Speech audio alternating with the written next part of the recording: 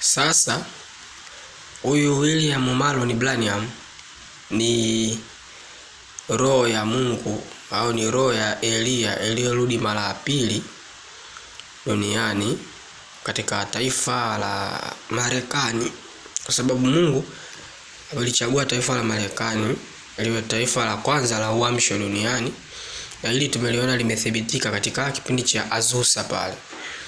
Kwa hivyo sasa uamsho utaanzia katika nchi ya Marekani pale Azusa na utasambaa dunia mzima kabla ya unyakuo.